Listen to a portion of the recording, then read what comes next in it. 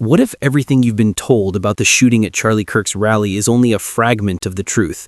What if the evidence, the videos, the timelines, the statements we've all seen are pieces of a story that has been manipulated, tampered with, or deliberately obscured? The day that changed everything began like any other. A crowded university auditorium, a familiar face to thousands of supporters. Charlie Kirk, standing behind the podium, ready to speak. But that day, the ordinary transformed into tragedy. Tyler Robinson, a 22-year-old student, suddenly became the center of a storm that would consume headlines and dominate social media. Within hours, authorities had named him as the alleged shooter, and the narrative was set. But from the very beginning, inconsistencies began to emerge. Witnesses reported hearing shots that didn't match the sound of standard 5.56mm rounds. Some described a heavier crack, something closer to a .30-06 rifle, with a delay between the impact and the sound that indicated the shooter may have been roughly 125 yards away.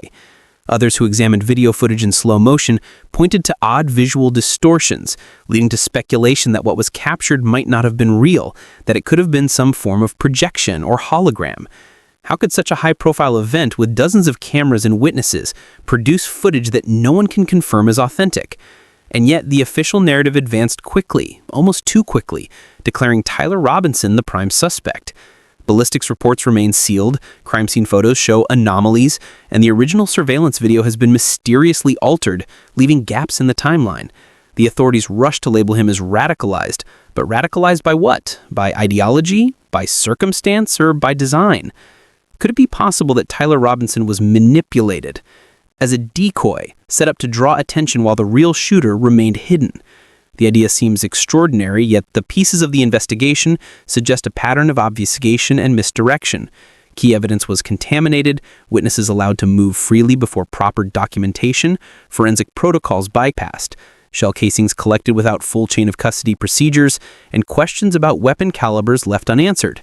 Why the rush to judgment? Why the secrecy? And why was Erica, a consistent presence at all of Charlie Kirk's events, suddenly absent that day? Was her absence coincidence? Oversight? Or did she know something others did not? These questions linger like a shadow over the entire investigation. As we examine the day itself, the moments leading to the shooting, the crowd's reactions, the chaotic scramble of security personnel, one cannot ignore the inconsistencies in the timeline. Emergency responders arrived quickly, but their accounts conflict with eyewitness testimonies. Some recall the shots echoing in a way that implies a distant shooter. Others say the first impact sounded almost mechanical, unlike any gunfire they had previously heard. Then there are the bullet casings found at the scene. Some witnesses reported strange markings on the shells, like cryptic symbols, as if the shooter was leaving a message. Forensic experts who reviewed preliminary photographs noted inconsistencies in size and impression. Was this an intentional distraction, a statement, or a fabrication to divert attention? And what of the surveillance footage? Certain critical frames are missing. Cameras in proximity malfunctioned at key moments. Footage released publicly shows gaps and inconsistencies. Frames repeated in a loop, or mysteriously blurry in the exact moment of the shooting. Was this technical failure, human error, or deliberate manipulation? Could someone have gone to extraordinary lengths to control what the world would see, to shape the narrative before anyone could analyze the raw evidence? Tyler Robinson's social media accounts have been scrutinized relentlessly. Some posts reveal interest in controversial online forums, heated debates, and even confrontational rhetoric. But was this profile his own, or was it curated, enhanced, or exaggerated to fit a narrative already being constructed? If Tyler Robinson was a pawn, how carefully was he groomed, and by whom? Was his radicalization organic, or was it part of a larger plan to place a young, impressionable individual at the center of a national spectacle? Theories abound. Some say this was a politically motivated act designed to silence a prominent voice. Others argue that it was meant to distract, coinciding with the release of explosive files related to Epstein to capture public attention and deflect from other ongoing investigations. Could it be both? Could the assassination have been orchestrated to serve multiple purposes, leveraging media frenzy to obscure deeper truths? And then there's the weapon itself. Reports conflict. Witnesses describe something larger than a standard assault rifle, while others say the visual evidence does not match any known firearm. Could this imply multiple shooters, or the use of advanced technology, perhaps even a projection designed to create confusion and misdirection? Those who have examined the footage argue that the timing of the crack of the bullet suggests a long-range shot. inconsistent with the suspect's alleged location. Does this mean Tyler Robinson never fired a single round? Or does it indicate incompetence in the initial forensic analysis? The contamination of the crime scene complicates matters. Protocols were ignored, evidence that could have linked the shooter to the weapon or clarified the trajectory was mishandled. Witnesses who attempted to provide statements were ignored, their observations conflicting with the official account, their credibility questioned. And as the investigation unfolded, certain unusual details surfaced. Some commentators claim they heard rounds zipping over their heads in a manner inconsistent with small-caliber rifles. One observer, experienced with firearms, stated that the echo and delay indicated a more powerful round, something larger than a 5.56 millimeter. Some even speculated that the shooter was positioned outside the building entirely, firing through an opening that allowed for both the delay in sound and the trajectory witnessed. Others, reviewing the same footage, suggested that what appeared to be a shooter may have been a hologram, a projection intended to create confusion, to misdirect investigators and the public alike. And when we ask why, the only answers come as silence, speculation, and limited disclosures from authorities. The FBI became involved rapidly, yet they released almost no substantive information, citing ongoing investigations and the need to protect the integrity of evidence. But in the absence of transparency, rumors flourish, theories multiply, and doubts spread. Was this rapid involvement a safeguard, or part of a deliberate effort to control the narrative? Some conspiracy theories suggest that Tyler Robinson was selected intentionally to serve as a scapegoat.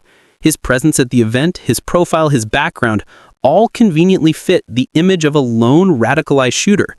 But could it have been orchestrated? Could someone have created the perfect cover, a sacrificial figure whose life and reputation could be leveraged to distract from the real orchestrators?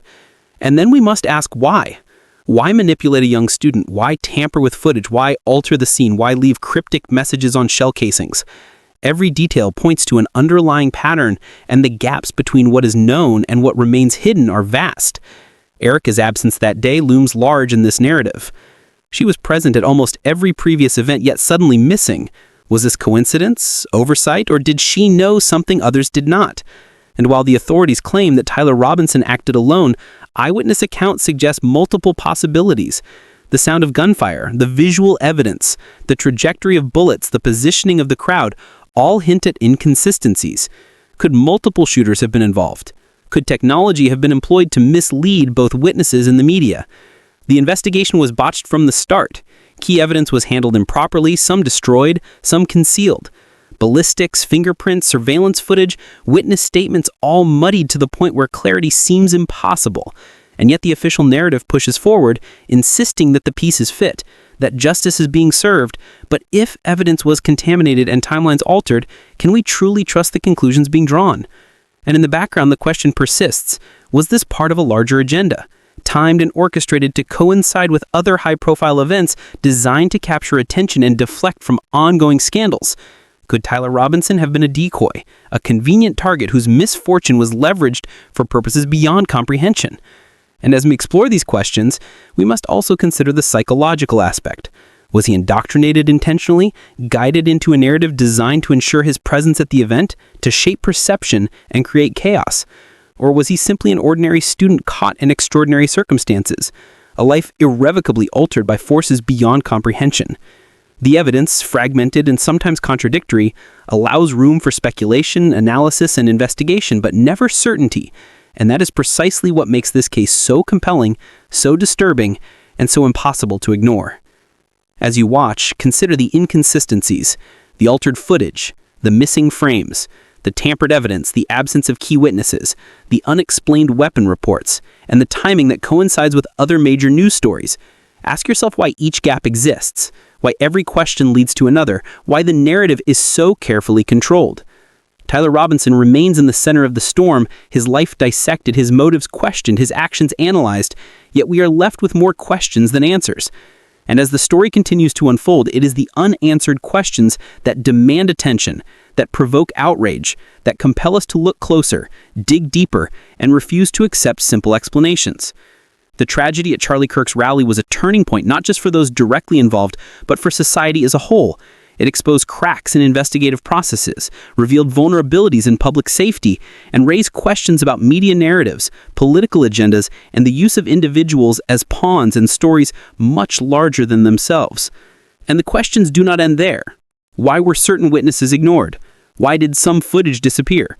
Why do ballistics experts remain silent or provide contradictory reports? Could there be multiple shooters? Could technology have been used to mislead and confuse? Could Tyler Robinson have been placed there intentionally to ensure public attention while others orchestrated events from the shadows? And so the investigation continues with more layers than anyone could anticipate, with mysteries that deepen rather than resolve, with every official report prompting more questions than it answers. And as we examine every piece of evidence, every report, every witness testimony, one thought emerges. The truth, whatever it may be, is far more complex than anyone has yet imagined, and Tyler Robinson's role, whether perpetrator, decoy, or something else, remains unresolved. And as we continue to uncover details, analyze footage, review testimony, and ask the hard questions, you, the viewer, become part of the process. Stay alert, stay